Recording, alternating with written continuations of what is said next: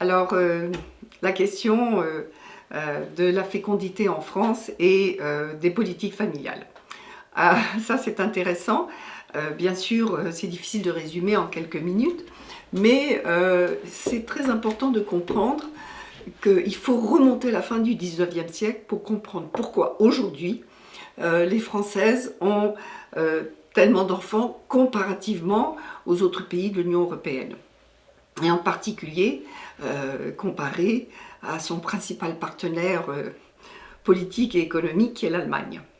Donc il faut commencer par donner les faits. Effectivement, la France a une fécondité relativement élevée. Un des indicateurs, qui est l'indice conjoncturel de fécondité, qui mesure la fécondité chaque année, et surtout qui est utile, surtout si on l'examine sur plusieurs années, il reste stable depuis les années 90, et il est maintenant autour de deux enfants en moyenne par femme.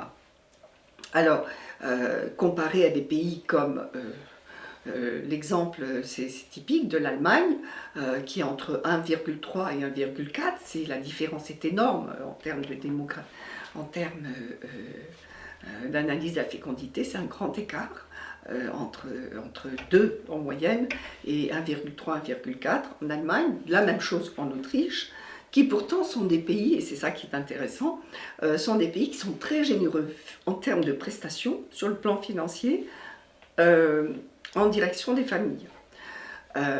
Aussi généreux. Ils ont beaucoup moins d'équipements pour les jeunes enfants, mais ils sont très généreux comme en France. Donc, cette situation, et qui depuis est très ancienne, doit être avant tout expliquée d'un point de vue, si vous voulez, en se plaçant d'un point de vue historique. Je rappelle quand même aussi un autre fait qui est important. Depuis 1965, vous savez qu'il y a eu le baby-boom après la guerre, ce qu'on appelle, qui a affecté tous les pays européens. La fécondité a augmenté. À partir de 1965, quasiment tous les pays ont commencé à connaître un déclin de leur fécondité. Ceci dit, déjà en 1965, la France avait donc une fécondité élevée. Elle a diminué, mais moins que dans les autres pays européens. Alors maintenant, comment essayer de l'expliquer? En prenant le risque d'être très schématique, il faut remonter à la fin du 19e siècle. La France perd la guerre contre la Prusse en 1870, et c'est un grand traumatisme, évidemment, puisque vous savez, ça entraîne la chute de l'Empire, et une des explications qu'ils essayent que les responsables français essaient de trouver, c'est de dire c'est parce que la France manque d'enfants. Effectivement, tout au long, alors qu'à la fin du XVIIIe siècle, la France était le pays le plus peuplé d'Europe, pays très peuplé, à la fin du XIXe, la fécondité a beaucoup baissé déjà, et l'Allemagne est un pays, du point de vue démographique, qui connaît une explosion considérable. Donc, on attribue une partie de la défaite à cette différence. On manque de soldats, on a besoin d'enfants, etc. Donc, et ça va poursuivre, si vous voulez, l'inconscient collectif pendant tout le siècle. Bien. Donc, on va mettre en place très progressivement des mesures pour, d'une part, lutter contre la mortalité infantile des jeunes enfants. Deuxièmement, on va mettre en place des mesures pour essayer d'encourager les familles à avoir beaucoup d'enfants. Et on va commencer toutes les aides sociales à favoriser les familles qui ont des enfants. Et en même temps, on va édifier, si vous voulez, tout un système qui va aboutir au fait que, à notre époque, maintenant, il est parfaitement, c'est parce que ça s'enracine dans le passé, il est parfaitement normal pour des femmes, quand elles sont mères, d'être à la fois mères, d'avoir des enfants, et en même temps de travailler, d'être présente sur le marché du travail. Or là aussi, ça se recoupe avec cette politique qui pendant longtemps a été nataliste, qui avait pour objectif d'encourager les familles à avoir plus d'enfants, ce qui n'est plus le cas maintenant. Il y a d'autres objectifs prioritaires beaucoup plus importants. Mais pendant très longtemps, ça a prévalu, cette politique nataliste. Donc, en même temps, il faut savoir que dès le début du siècle, avant la Première Guerre mondiale, les femmes en France étaient plus présentes sur le marché du travail, travaillaient plus que celles qui étaient, par exemple, en Allemagne ou en Angleterre. La France restait un pays, et ça c'est très connu, restait beaucoup plus rural que l'Angleterre et l'Allemagne, qui étaient deux pays déjà beaucoup plus avancés sur le plan industriel que la France. Et donc, si vous voulez, cette idée de travailler pour les femmes en France est quelque chose de parfaitement intégré depuis des générations. Alors, bien sûr, il y a eu, depuis la Première Guerre mondiale, il y a eu des fluctuations dans les taux d'activité des femmes. Mais, relativement aux autres pays, c'est toujours resté important. Et en même temps, on les a accompagnés, si vous voulez, dans cette optique. Alors, il y a eu peut-être une parenthèse dans toute cette histoire par rapport au travail des femmes.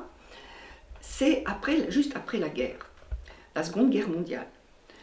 À ce moment-là, si vous voulez, il y a eu toute une période où, à la fin des années 60, au début des années 70, plutôt des années 60, on a cherché à ce que les femmes restent à la maison. Que dès qu'elles aient un enfant, on préférait qu'elles restent à la maison.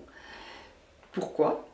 C'est très simple, parce qu'on voulait lutter contre la mortalité infantile et on considérait qu'un enfant était mieux soigné, que les risques de mortalité étaient moins élevés s'il était gardé à la maison par leur mère. Donc c'était quelque chose de institutionnalisé, puisque sous le régime de Vichy, c'est Pétain qui a mis ça qui a créé cette prestation, on a créé l'allocation de salaire unique, ce qu'on appelait l'ASU. Et à ce moment-là, c'était une prestation qui était conçue pour permettre à la femme de ne pas travailler. L'homme salarié qui avait une femme qui ne travaillait pas avec des enfants à la maison, il recevait une prestation très généreuse. Au fil du temps, elle est devenue moins généreuse, mais quand même très généreuse. Donc jusqu'aux années 70, jusqu'à la fin des années 60, les femmes qui avaient des enfants restaient beaucoup plus souvent, fréquemment à la maison que ce n'est le cas maintenant. Mais très vite, du fait du développement économique de la France, qui a développé les services de façon très importante à partir des années 60 et surtout pendant les années 70-80, on avait eu besoin, sur le plan économique, on avait besoin des femmes sur le marché du travail. Alors, les administrations, l'enseignement, les banques, les assurances avaient besoin de recruter les femmes sur le marché du travail. Donc là, on a changé cette politique. L'ASU a été finalement supprimée, l'allocation de salaire unique. Et là, au contraire, on a mis en place progressivement tous les dispositifs pour permettre aux femmes de travailler. Ce qui s'est passé, le taux d'activité des femmes a augmenté considérablement à partir des années 70. Même si plus elles avaient d'enfants, moins elles étaient présentes sur le marché du travail, mais quand même, elles sont rentrées massivement sur le marché du travail. Donc, si vous voulez, cette fécondité, c'est une multiplicité de facteurs, mais qui ont tous permis d'aller dans la même direction, le maintien de la fécondité française à 2 enfants par femme, surtout à partir des années 90, parce que ça avait baissé puis c'est remonté, pour, si vous voulez, expliquer que de point de vue du renouvellement de la population, on est à peu près sûr du renouvellement de la population si la fécondité continue comme ça sur plusieurs années.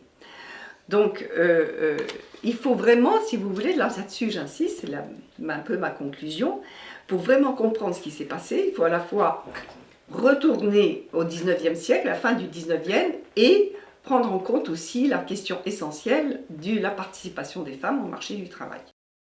En conclusion, donc, il faut remonter à la fin du 19e siècle pour vraiment comprendre pourquoi on en est venu à la situation actuelle où les femmes françaises ont plus d'enfants que la plupart des femmes dans les pays européens, hormis les pays scandinaves, qui ont presque le même indice de fécondité, à la fois en prenant en compte, d'une part, les politiques qui ont permis aux femmes d'être présentes sur le marché du travail, et d'autre part les préoccupations évidemment natalistes qui ont prévalu jusque dans les années 50 et qui ont permis la mise en place de services, qui ont permis aux femmes de rentrer sur le marché du travail tout en prenant